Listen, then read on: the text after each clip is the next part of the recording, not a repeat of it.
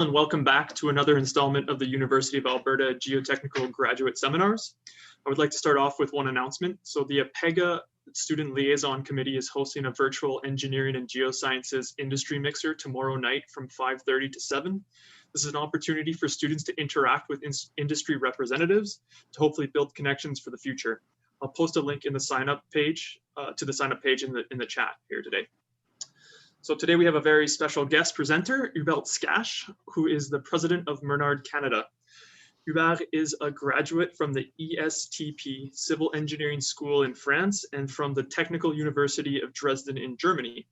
He has been working with Menard since 2003 and is experienced in various ground improvement techniques, including soil densification, consolidation, reinforcement, and grouting. For those of you who are unfamiliar with Menard, they are a specialty geotechnical contractor that provides their clients with a wide range of innovative ground improvement options that they tailor to project-specific requirements. The presentation today will focus on a ground improvement technique that the team at Menard invented called Controlled Modulus Columns, or CMCs. These rigid inclusions help reinforce compressible soils and provide increased bearing capacity and control of settlement. They can be used under conventional structural foundations or even embankments. So please join me in welcoming Hubert Scache. Thanks a lot, Kevin, for the introduction, for letting us today the possibility to present one of our techniques and a little bit about our company. I will try to be not so boring for you, doing some story cases and just to have some small knowledge for you about what we are doing. And of course, if you are interested to learn more about this, you can contact myself or Benham, which is based in Calgary, and just to have some further details. So Benham is here. He will answer to most of your questions on the chat, and I can continue after during the last 10 minutes if there is some remaining things you would like to ask. So thanks all of you to be here today. So unfortunately still through Zoom or Teams or whatever, but maybe one day we can come back and do that face to face, which is much more much nicer anyway, but that's the way we find today to do. So yeah, we will talk about control modulus column, what is ground improvement. So I'm sure you heard a lot about what is piles or earth moving stuff when you have some bad soil. So we try to explain a bit what is ground improvement. And just a few words about Menard Canada, the services we are providing, kind of techniques we have, because control modulus column is one of the, let's say, 15 techniques we can provide to solve geotechnical issues. Go and focus on control modulus columns, case stories, and just a conclusion on this, if you are right. So do not hesitate to interrupt me if there is something you really do not understand, either during the presentation or right after. No worries, I'm here for that. So Menard Canada is a company based in Canada since 50 years. So we are more than happy to celebrate our 50 years anniversary. We had a lot of things which were planned to do during this year, but I guess more and more we will celebrate our 51st anniversary with those celebrations, because it's very hard again to meet a lot of people. So the head office is in Montreal. I'm based in Vancouver. Benham, which is with me today, is based in Calgary, and we have also offices in Toronto, in Ottawa, and Hamilton. So that's where we are. Our former name was Geopac. We changed the name in 2007 to Menard, just to have a kind of global branding. But since Menard exists at the end of the 60s, there have been very close relationship between Geopac in Canada and Menard in France. And now we are €500 million group working worldwide, and I'm the one here responsible for what's going on in Canada.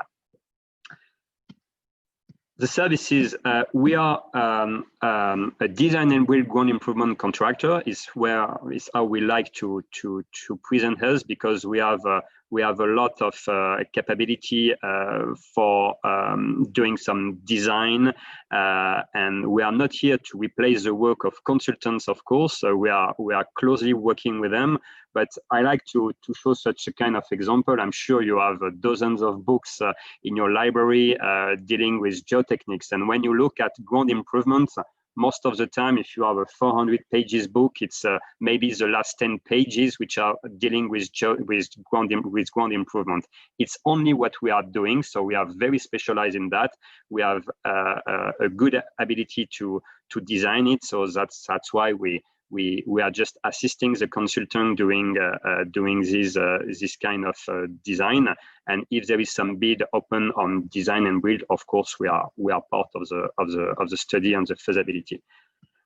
And we are doing also the construction, so we are not subcontracting anything. Everything is done with our equipment, with our crew across Canada, and that's what we like to do. So just a general feedback regarding ground improvement. So when you have a bad soil, you have several options. Either you can remove the soft soil and replace with engineering fill. If you have some water in the ground, if this ground is saturated, if you have maybe some material to be disposed, it can be very costly according to the depth also. So that's one of the solutions, but it's for a shallow replacement, we say. The other solution you all know very well is doing some piles. So you just have a load which is supported by the piles, and the load is going directly to the very competent layer, which can be very deep and sometimes very costly to work with. When you look at such a project, you can do pile and ground improvement. You can do a lot of things, but be careful when you design the foundation. You are, most of you, geotechnical engineers, so you have to struggle against your client or the people you work with to say a soil investigation is something which is the beginning of everything. So be careful on the soil investigation, be careful on the design of the foundation. Here's a nice picture of a tower you might know in Italy, and sometimes things happen. So that's just for the funny story. So here, this is an example of a school which has been built in the French Caribbean, in Pointe-à-Pitre, and it has been designed on piles only. But when you are looking at the project, you cannot look only at the school. The good example is here. Of course, close to a school, you have a playground, and the playground was about 1.5 meters thick, on the top of very soft soil. You know, in the Caribbean there, you have a lot of mangrove, which water content close to 800%. So it means that you are still asking you if there is some soil in the water. It is the case. So it's very soft anyway. And if you are not dealing with additional load applied on the ground, this could happen a couple of years ago. The same school with some stairs.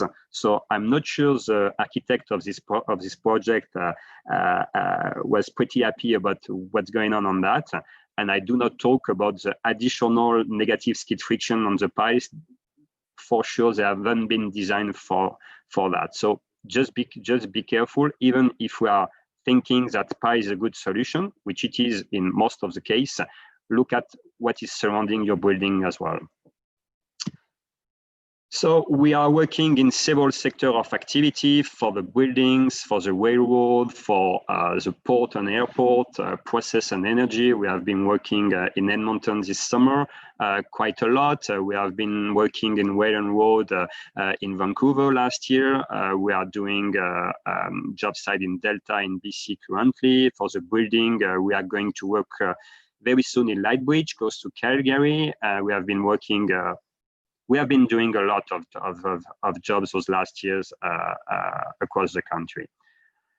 So our solution is a cost-effective solution compared to deep foundation. We can support static load, uniform loads. Most of the time, people are calling us because of settlement issue, because of bearing capacity issue, and not in Alberta, you are pretty lucky with that, but in BC, for example, for liquefaction issue in terms of earthquakes, we are doing slope stabilities as well, land rehabilitation, doing some densification. We are working in the tailings. We we are today on a process to look at a large job site in Fort McMurray, and yeah, we are doing all this type of things regularly during the year with our activity. So a bit more about our techniques we can provide before going inside and having a strong focus on the CMC, which is the purpose of the day.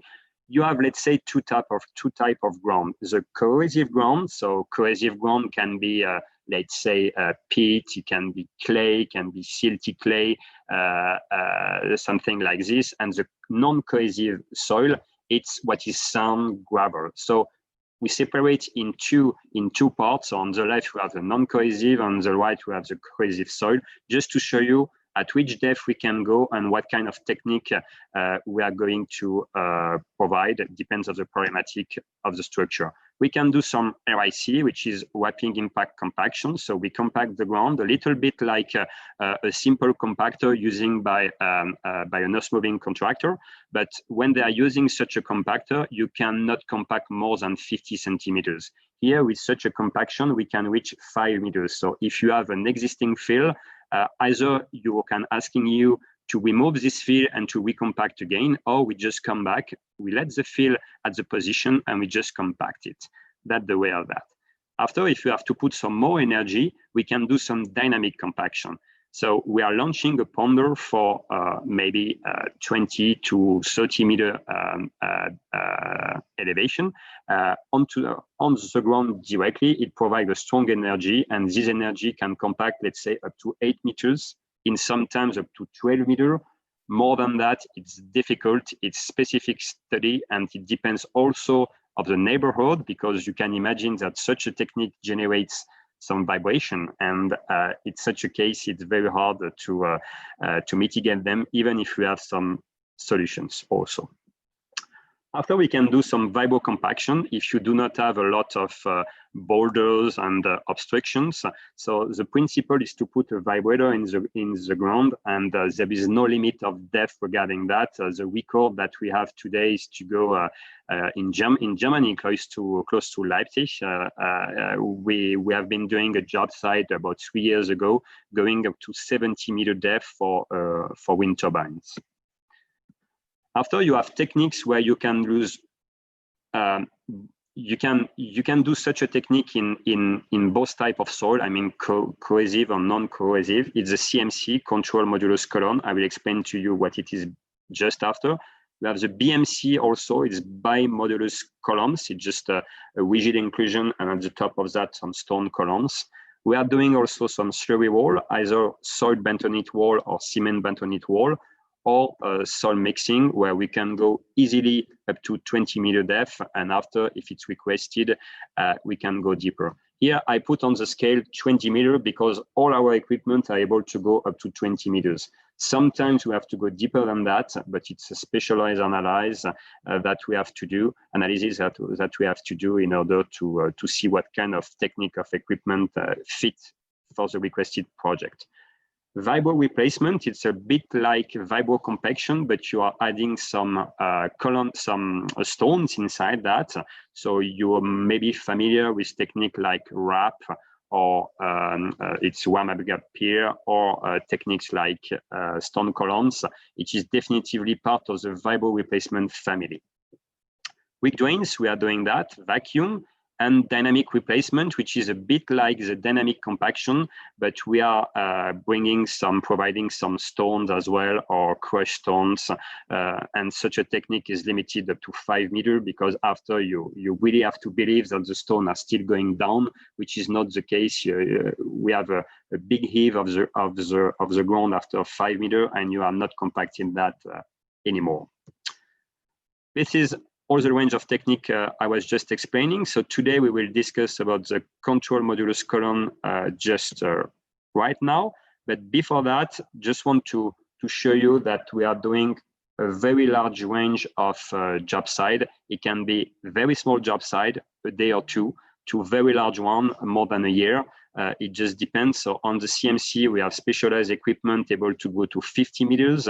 With a vibro replacement, let's say the maximum depth today is 25 meters. We can go deeper than that, but after still a question of the behavior of the stone that we are putting either in wet or dry bottom feed. That's a nice picture of a job site we did in 1978, so almost yesterday. So it was just a year before I was born, so I cannot talk a lot about this experience, but it was the airport of Nice in the south of France. And this rig has been specially erected to do this job site to do dynamic compaction up to 40 meters deep. So it was the world record today that exists regarding such a techniques. And that's the vibro compaction. Sorry, I didn't put the name of that. That's the vibro compaction where we can go very deep, as I explained. And we have very small equipment. This is a typical RIC I was discussing just the last slide, and some small equipment for small job site or shallow job site. So this is a range of type of equipment. We have much more than that, but give you a small impress about what we're able to do. CMC. So what is a CMC? When I come back to this slide, it's a pretty an easy setup. It looks like a piling rig, but it's not directly. It's a rig which is about 50-55 tons, and here we have a special tool at the bottom of the Kelly extension, which is these steel pipes that you see here, that allows us to displace the ground. It means that you have no spoil at all. This is just a column that we just finished, and that's the amount of spoil that we have. If you used to do some CFA piles, for example, you have the wall thickness of the treatment, which is going outside the ground, and sometimes you have a lot of materials. You are destroying the working platform that you had, and it can be some pretty challenging sometimes in job sites. So here it's a full displacement auger that we are using. We have the concrete which is delivered. For here it's Lafarge, an example, just on site. So it's something coming from one of the supplier surrounding the job site. We have a concrete pump here. So the concrete is coming inside here. It could be concrete or mortar. And after, with a line of injection going on the top of that, and going when we go up with the rig, the concrete is injected at a pressure of 1.5 bar, usually speaking. And we have a small backhoe excavator here just to do the cutoff, because most of the time we are doing such a rigid inclusion, such a CMC below the footings or below a slab, a raft, or an embankment, and you need to have an accurate final elevation. So that's the way we are doing the work. We can have also some cherry picker here, just for the setting out of the rig, and providing us a lot of safety for the operation during the job site. So as I told you, this is a typical auger we develop, and we have a patent regarding that. So in order to displace the ground, and the concrete is going out of this tube when you are going up with a pressure, filling the hole just after. So you start with the drilling, and after you are just pouring the concrete from the bottom to the top. To answer to one of your questions I haven't seen so far, I cannot look at the chat, but it's working even on the saturating ground. So if you have water inside, we have no problem to work on that. Let's say 95 on the job side. If you have some water inside, it means that the soil is bad. So if the soil is bad, you need some reinforcement or some ground improvement at a time. So yes, we can work with underwater. Just a small movie. I don't know if you will be lucky and hearing, the sound of that, but it's a very old movie we did. We are doing such a technique since 1995 across the world. We have more than 10 years experience in Canada, and this is a little bit how it looks like. So you see that you have no spoil at all when you are going up, just the concrete at the end of the time. So this is exactly the way it works, and you see you have no spoil coming out, and your working platform is still pretty clean after the operation. So we have a lot of quality control, QAQC. We are doing some load tests. We are doing some verification of the UCS value of the concrete. We are doing the design, as I told you, so the technical note on everything surrounding that. So if you have any comments regarding this, I will be more than happy to come back to this slide.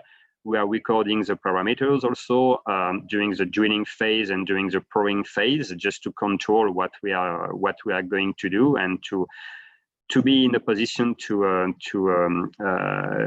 engage our responsibility at the end of the job site regarding the settlement, the bearing capacity we support, even sometimes the liquefaction perspective. This is how it looks like. So you can see the diameter here. It's 32 centimeters. So you see 160 millimeter each side. This is the process of concrete. So as I told you, it should be at a minimum of 1.5 bar. Here it can come to 5 bars sometimes, depends how stiff is the ground. And the energy to see if we are getting up to a pretty stiff layers, and a lot of other information regarding the torque and things like this. This is typical data that you are providing to the people, to our client. Typical example, that job site we did in the area. Ontario is pretty far away from here, but LRT Edmonton, Trinity, I will show you that deeper in the story cases after. Typical recommendation that we have, so it's working in cohesive and granular soil, so mainly all type of soil. Of course, if you have some boulder, we might have to pre-drill before, but usually speaking, is working in all type of works of ground. It's applicable for various structure, as I told you. So we'll see after an example of a building, of a tank, of LRT for the Edmonton phase 1. So we are currently on a process to bid on the phase 2, which has been awarded a couple of weeks ago to Colas, Carseland, and I think it's Stantec. We're working on that job site as well. And we have some, it's a cost saving solution here. So just to avoid having some structural raft on pile caps or beam between the pile caps. So we have a saving most of the time on the CMC itself compared to piles, and after on the structure as well. So that's why we love to be pretty upstream in the job site, because when you arrive and the design of the structure has been done, mostly it's too late. People are very happy with the service we provide, but we cannot do the job site because the job site has to start 1 or 2 weeks after, and there is no time to change everything. So better to call us sooner than later, rather than later. And yeah, as I told you, settlement reduction. So we can provide a warranty on the SLS bearing capacity up to 400 kPa, and can support isolated loads. And which is very important if you have to remember something about what I'm explaining today. The most important, you will see that we are doing FEM calculation, final element 1. The most important things I'm telling to my young engineers all the time, the first software we are using is our brain. So first of all, not start to do some very complicated calculation, do a calculation without ground improvement, and just check what is the settlement that you have in your ground.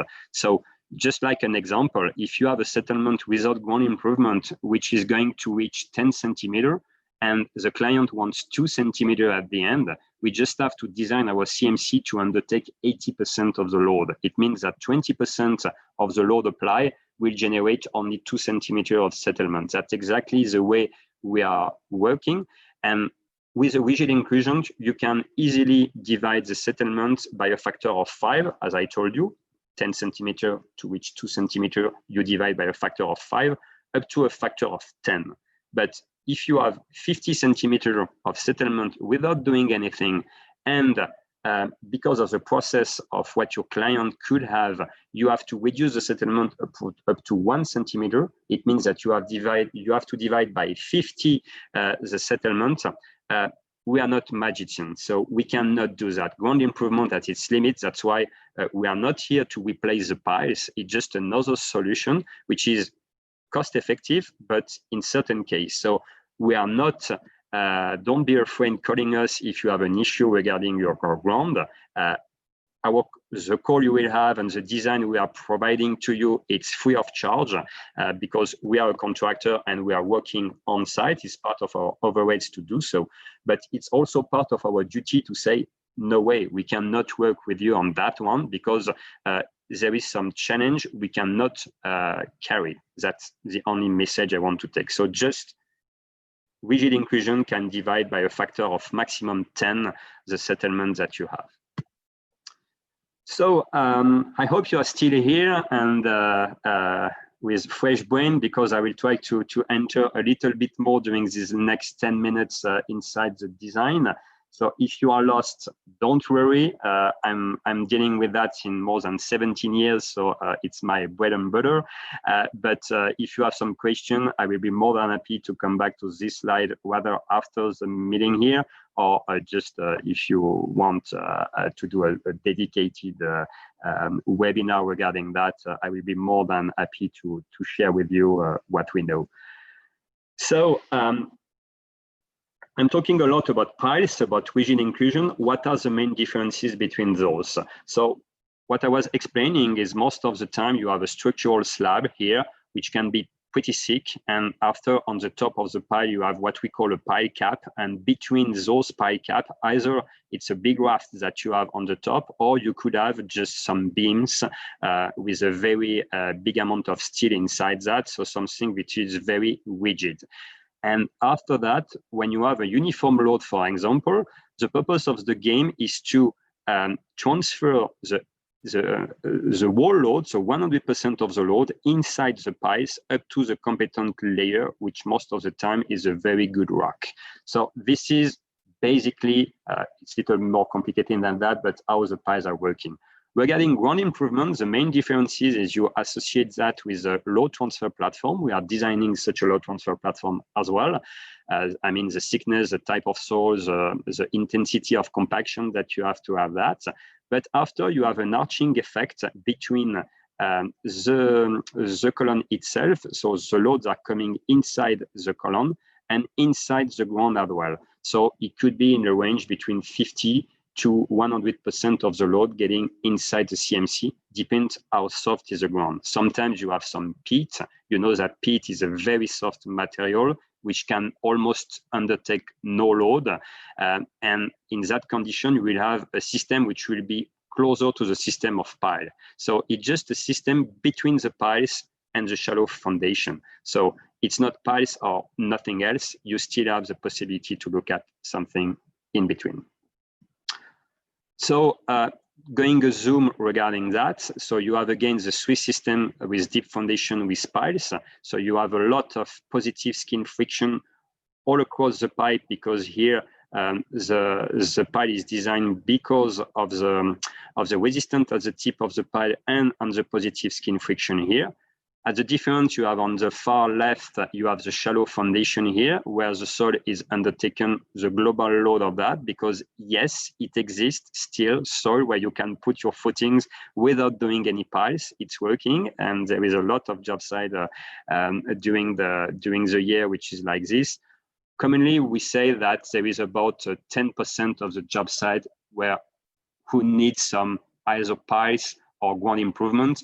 And we have about doing 1% of those job sites. It means 10% of the job site made of pile could be done in ground improvement below that. So that's the way we are looking at the market.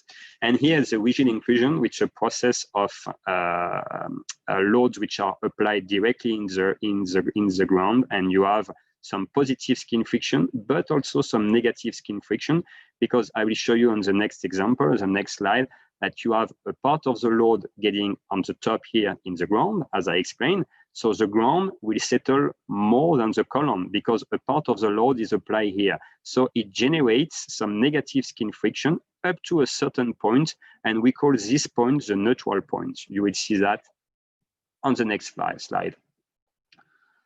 So here, as I told you, a part of the soil of the load, sorry, is getting inside the soil, generating some negative skin friction. So it means also that the load applied on the top of the CMC is not the maximum load which is undertaken by this rigid inclusion, because it increases with the depth, because the differential settlement that you have between the ground and the CMC very locally here generates some friction. So the load is undertaken by the column more and more up to this neutral point here at a certain level. And after that, what's going on? The soil is settling less than the column, because you have much less loads applied in the ground itself. So here starts the positive skin friction here. And again, when you have a load applied on the top, it doesn't mean that the load is still applied on the bottom of the CMC because of this process of negative skin friction and positive skin friction. So when you enter to such a detail of the analysis, we develop some Excel spreadsheets, but there is some limits with that, and we are using most of the time in our company Plaxis, which is a very famous FEM calculation, and that's a basic example of axisymmetrical calculation. So you have a rotation of the load across along the column itself. So that's half of the column which is designed here, and we are able to look at what I was explaining to you. The soil here is settling more than the column itself. You see such a kind of line waves, and here the soil is settling less than the column. That's the positive skin friction. The neutral point is the point when you have the maximum load, and the equivalent settlement between the soil and the column itself. That's basically what we are showing to the consultant, just to explain a bit more how we design our process. To calculate the bearing capacity, it's pretty easy. You have to look at what the soil first is able to undertake.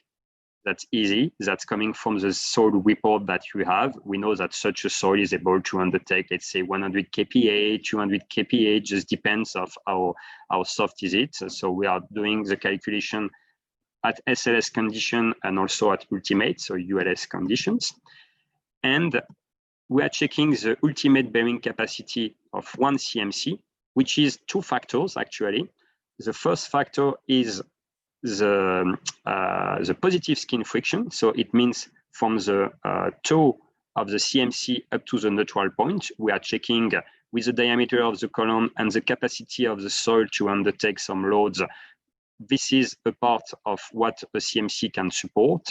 And the second factor is the tip resistance, just a little bit like a pile, and we are using those parameters also. So to leave this small exercise with some ideas, a CMC can undertake, let's say, between 25 to 40 tons, depends on the diameter. So if a kind of, let's say, a building which is maybe a 5-story one, we have a 5-story building. We like to consider that each floor it's 1.2 ton per square meter. It means that it's a global weight of 6 tons per square meter. Let's say that you have a footprint of maybe 200 square meter. So a building which is 20 meter multiplied 10 meter, a rectangular one. So 20 multiply 200, sorry, multiply 6 tons per square meter. It will be 1,200 tons. And after just a basic design, you divide this by a factor of, let's say, 35, and you need about 35 CMC to undertake such a building. This is exactly the type of calculation that we are commonly doing day to day. So you see, it's very easy. So don't be shy, call us. If we have a solution, we will call you back within 48 hours. Otherwise, we call you back directly to say, no, there is no way we cannot work on that project. So it's pretty easy to work on that. We have to take care about the design of the load transfer platform as well, because as it is at the tip resistance, so just at the toe of the CMC, as I explained, you have a punching effect in the toe, you have a punching effect here at the top of the CMC as well. So that has to be designed as well in order to avoid cracks. For example, when you have a slab, most of the time you don't have any problem because the slab can be reinforced with steel or something like this. But when we have a very shallow embankment, sometimes you can have some, let's say, a final product which could be like a Xbox. You know what I mean? So when you are on a road and if every 2 meters you feel a CMC is not so convenient to drive on it. So we have to carefully design that, and we know perfectly, of course, how to deal with that. Sometimes we are using a more complex design, depends what we have to do. So that's typical under embankment and on tanks, and you will see that later on in the case story I'm going to present. Here we are. So I don't know if you want, if you still have a couple of questions before I go to let's say a kind of conclusion. This is the 3 story cases I want to present, which will be very short. I will go deeper in one regarding tanks. I don't know if at this time you need a break, you are still alive, and you want to ask some question, or should I continue? Hi, Hubert, it's Ben. There was a couple of questions. The last one just popped up here was about the adjustment of QS for soil displacement. So basically the question is that, how is the QS adjusted for soil displacement? Are you just neglecting the alpha? What we are looking, what we are looking at to adjust the maximum allowable QS, when you are doing our designs in FEM calculation, we are putting a kind here, the red thing that you see here, it's an interface, and the interface, we put the maximum allowable friction that the soil can undertake. So it means that we have some curves showing that, let's say, if you have an SPT value of 10 in the sand, we know that the maximum allowable QS value will be, let's say, 60 kPa. And after, with the design on that, we are looking at, this is a maximal mobilizable load, and after we look at what is mobilized by the ground, and the best way to double check it is just to have a look on the load test that we are carried out, because during a load test it is pretty easy to have a good feedback on the friction, because on the load test 100% of the load is going through the plate, and it means that we have no negative skin friction at all. You have only positive skin friction. So we can check that. Of course, it's not as easy as I'm talking, because most of the time you have not a single layer. You could have a multiple layer, and you have to make some assumptions. But most of the time, the assumptions that we take are pretty conservative. We love to have less settlement that we calculate, of course, and but we are using SPT or CPT in order to assess this type of QS value. I don't know if it answers to the question, but that should be my answer today. Yeah, the other question. Yeah. Okay, more questions are coming. Should we? I will finish the story. I let you answer to the question, and I will please to continue later on regarding that. Okay. Yeah, exactly. So I will be quite short with the conclusion and the presentation of that during the next 10 minutes, so that we still have 10 remaining minutes to answer to the question. Trinity Hills, the job site we did 2 years ago in Alberta. We are looking at doing the extension right now, as soon as it's warming up in Alberta. The LRT of Edmonton as well, the phase 1, and a job site we did 10 years ago regarding tanks. We did another one close to Edmonton this last summer for transmontane things, but yeah, we cannot disclose a lot of things regarding that job site. That's why we did not we decided to not put on that. So yeah, the Trinity project of Block High here, you see a picture of a typical rig that we use. We did roughly about 1,000 CMCs at 6 meter depth average. Work have been taken between September to November 2018. So it's a new development for residential with 4 to 5 stories at the end, and it's a project we used to do. We used to work with this client in Ontario, and he has this development here in Calgary. That's why he brought us on board to do that. Kind of particularity of that project. There is a slope, so it means it's not a flat land. So you have a lot of concern regarding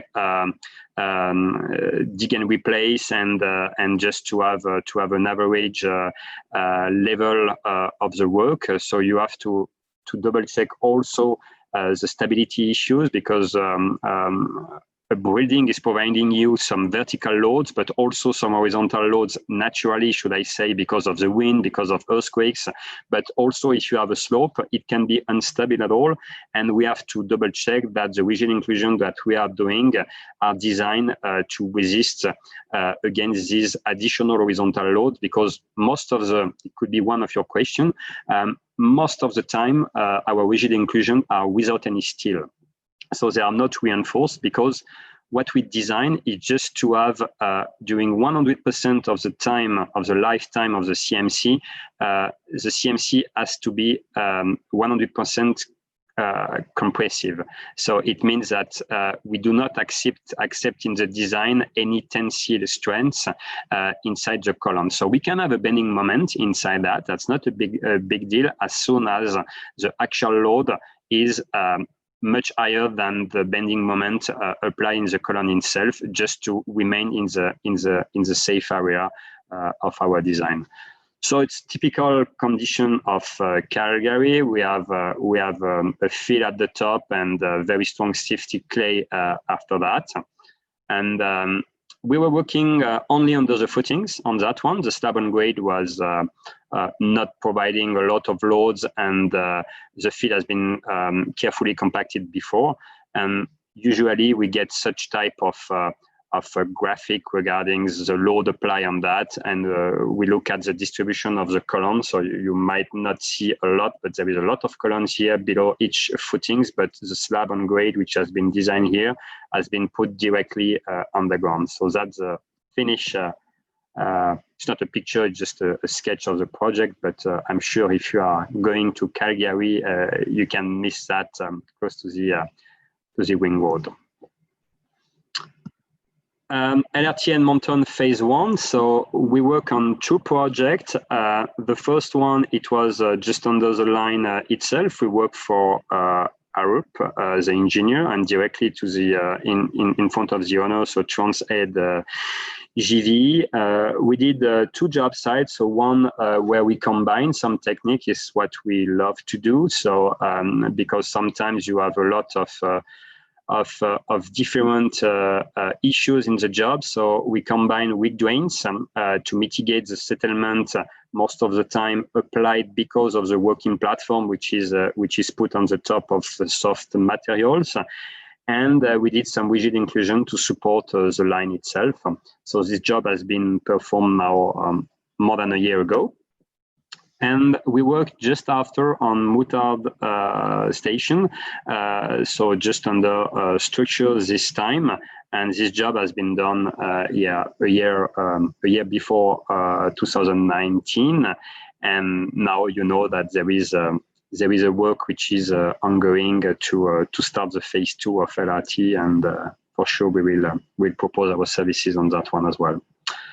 Carseland Tank Farm.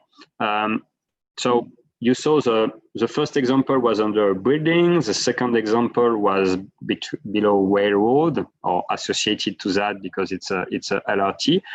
The last one is a tank.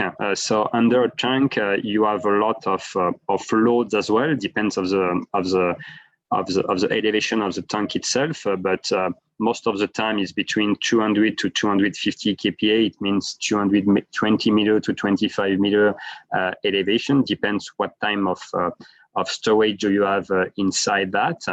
So we did the region inclusion up to 8-10 meters. So you see here, again, you have some sandy clay at the beginning, and the till is not that strong all the time. So we had to go through this layer in order to be anchored in a stiffer layer. So in the till number 3, let's say, as we design that. So what we have done on that project is, again, some FEM calculation to have a very good idea about the settlement, because when you are doing a tank, the total settlement is not all the time the main issue. It can be one of the main issue because you have to connect after some utilities to the tank. So of course, if it settles a lot, you can imagine that the utility can be damaged. But also we have to take care about the tilt, because the tank has to stay flat. Otherwise, you might have some differential settlement, and that's not a good thing, because after the liquid are not going out as easy as it should be. So that's why we had to come on that job site in order to mitigate the deformation, and we did some axisymmetrical calculation. We did also some 2D. It's an also axisymmetrical calculation, but designing the whole tank with an homogeneous soil below that, and we reach this homogenization through this small calculation here, showing that at the level of one single element, what is the stiffness of the ground after the process of reinforcement. So we assume that you have a settlement of 37 here millimeters, and we are coming back to the design here, and we are applying the global load that we have, and we verify that we keep the settlement below what is requested. And doing such a calculation here, we have the possibility to assess what will be the differential settlement between the center and the edge of the tank itself. This is how the columns look like. So most of the time it could be a circular, triangular grid, depends of how easy it is for our people to put that on site and to optimize the number of columns that we are putting under that. We're asking to have some intensive soil investigation just to be sure of getting the right information. And sometimes, as was the case here, you do not have a homogeneous ground. So it means that here you can have a very weak soil compared to the other parts. That's why we are trying to design that with 3D models in order to go deeper in the analysis. If we have one part of the soil which is pretty different from the other one, could be deeper, can be softer. There is a lot of things that we have to analyze and to see if we have to have an homogeneous treatment, or if we have to have a specialized treatment inside an area. So we like, before going on job site, to do some additional CPTs just to be sure about having the right understanding of what is the ground before we work. So that was for today. So the region inclusion is pretty versatile technique with many advantages. We can work under different type of structure, different type of grounds. Again, keep in mind that we can reduce the settlement without any reinforcement by a factor of 5 to 10, depends what the need. We can easily support up to 400 kPa SLS. It means 600 kPa most of the time ULS. And we have been doing that since more than 10 years in Canada without any issue at all. Again, we have been in Canada since more than 50 years.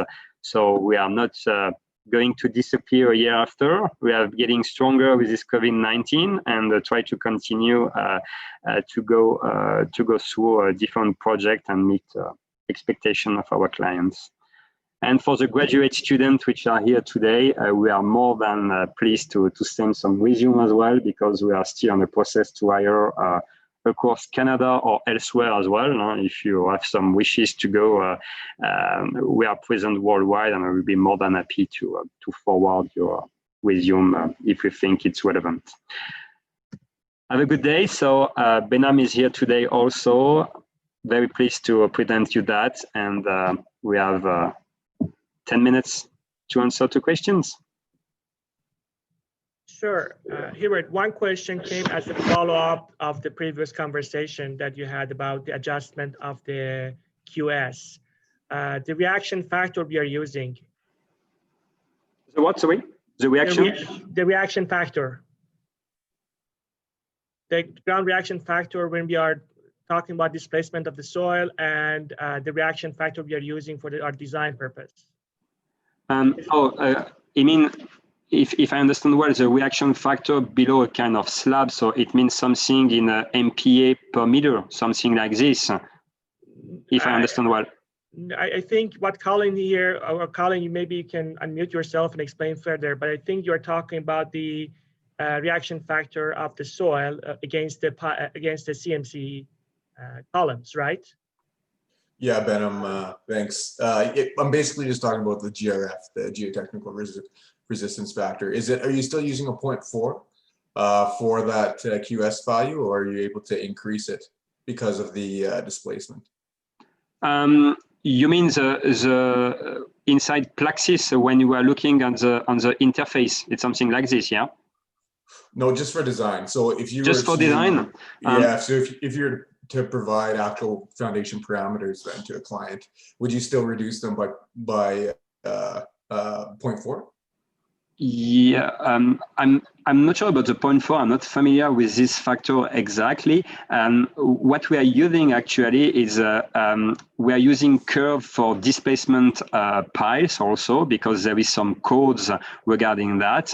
And according to the stiffness of the ground before reinforcement, so we are not considering at all that there is a reinforcement of the ground, because if we are considering that, we have to double check it doing some CPTs after. So if you have some sand, we think definitively that we will have an increase of the stiffness of the ground. If you have some clay will remain clay, and we cannot upgrade the ground regarding that. So that's why this technique is not ground improvement, is ground reinforcement. But what we usually do is, let's say we have a load of about 200 kPa. We try to have a maximum settlement under that of, let's say, to keep it simple, of 2 centimeters. Okay, it means that we will be able to guarantee to the structural engineer a reaction factor on the ground of about 50 MPa per meter. That's a typical value we can use if the soil is already good. Most of the time is between 15 to 25 MPa per meter. That's for the global behavior of the ground. After, for the selection of the QS value itself, it's just a line. If you can just allow me 2 seconds, I should be able to find a typical curve of that, so that you can really understand what are we using in order to design the QS value of the soil. Of course, I won't find that directly. You know what? I can even take that offline. I can email Benham or yourself. I know there's some other questions that you probably want to get to. Sure. Just show you see my screen now still, or not? The PowerPoint? No. Still the PowerPoint. Yeah, still the PowerPoint. Yeah. Okay, sorry. Give me a second. I have to go back. Okay, it's not on Teams, so I have to go back to Zoom. How do I do that? Okay, here I am.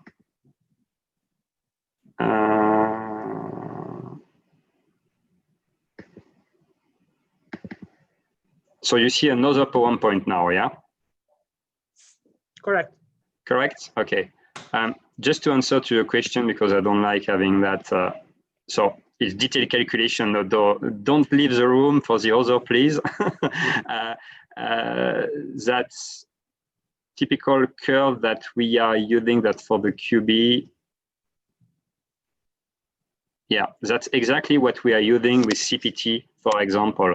So this is the QS value that we used to have. For example, you have a CPT. Let's assume that you have 5 MPa in let's say a curve like sand here, and it's what I said. You will reach some things at 80 kPa, like a QS value, and such a curve. Inclusion with soil displacement. It's coming from all information we gathered during the past, and also some French and US code when you have things like this. But you see that if I come back here, I have, let's say, 80 kPa because it's soil displacement with the auger. But in case of CFA or non-displacement, it's not 80 kPa, it's likely 60 or something like this. So yes, we have an improvement because of the fact that we are displacing the ground here. So that's the way we design the QS value here from the toe up to the neutral points. Okay, yeah, that actually clears up my first question quite well. Thank you. Okay, welcome. And I think you also answered a little bit of the question of that about the lateral load. There was two questions about lateral load, Hubert. One of them was that if you have a lateral load on the footings, how we are going to mitigate that.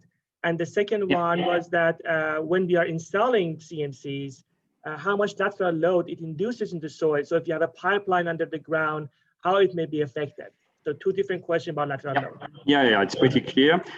So to answer to the first question, according to our experience, and anyway, we have to do calculation to verify it at each time. But if the ratio between horizontal load divided by vertical load is smaller than 20%, it means that you have no worry to have the region inclusion won't be impacted. Of course, we will demonstrate that with different software that we use in order to show that there is no tensile point at all inside the region inclusion, so that we can avoid putting some reinforcement. If it's more than 20%, we have different solution. Either we can put a load transfer platform below the footings. That happens, especially during earthquakes. We like to put at least a foot of a load transfer platform, so that the shear resistance will decrease, because the one which is applied at the toe of the footing will be even smaller at the toe of the load transfer platform itself. So we can play with increasing the thickness of the load transfer platform in order to reduce the impact of the horizontal load on the top of the CMC. So that's definitely what we are doing to mitigate the inertial effect of an earthquake because of the presence of heavy structure on the top of that. After, if it's still not working, we still have the possibility to put some reinforcement steel, like a pile inside that, up to the level where we will be confident not having any tensile point anymore. So it could be full length or 3 meter only. So it just depends on the calculation we will do. An example regarding that is embankment. When you have an embankment, you all the time have a lot of horizontal efforts. So the CMC, which are right below the embankment, there is a lot of stresses applied inside that, because the embankment can be very tall and you have a lot of stress, and the horizontal load is not that high. But at the toe of the slope, again, that you can have a lot of issues, because the vertical load is very small, because you are at the end of the slope, and the horizontal load is at the maximum. That's why on the design, we never put CMC at the toe of the slope. We just stop putting some region inclusion on the drawing at, let's say, 2/3 of the elevation, because if there is some settlement after, it's not an issue at all. And because there is no CMC, and most of the time we can have to put some reinforcement inside the CMC or geotextile or geogrid in order to limit the horizontal displacement, which generate horizontal efforts on the CMC itself. So we have a lot of tricks in order to avoid putting some steel, but in some cases we do not have any other choices. That was the first question. And the second question, the displacement. we have some typical auger, which is CFA auger, in order to avoid having displacement of the ground of the first 2 to 3 meters, to avoid having problem with the utilities. That's one of the solutions. Or we can do some pre-drilling before if we want to continue to displace the ground below the utilities. And the third thing is doing some hydrovac. It's like pre-drilling. And yeah, that's where we are. But we love to be at, let's say, 1.5 meters far away from the center of the pipe to avoid any lateral pressure on it, because depends what kind of pipe is it. If it's gas or electric or fibers from Tellus or Sean, it can cost a lot if we destroy that. So yeah, we do not like that, but we know that we have to take care about everything which was in the ground before us. Kevin, I noticed that you have passed 1 hour and there's a few more questions. Do you want to continue, or how do you want to proceed? No, we'll have to end there. But if anyone does have additional questions for Hubert or Benim, they said they kindly respond to any emails or things like that, should you have any. Sure, absolutely.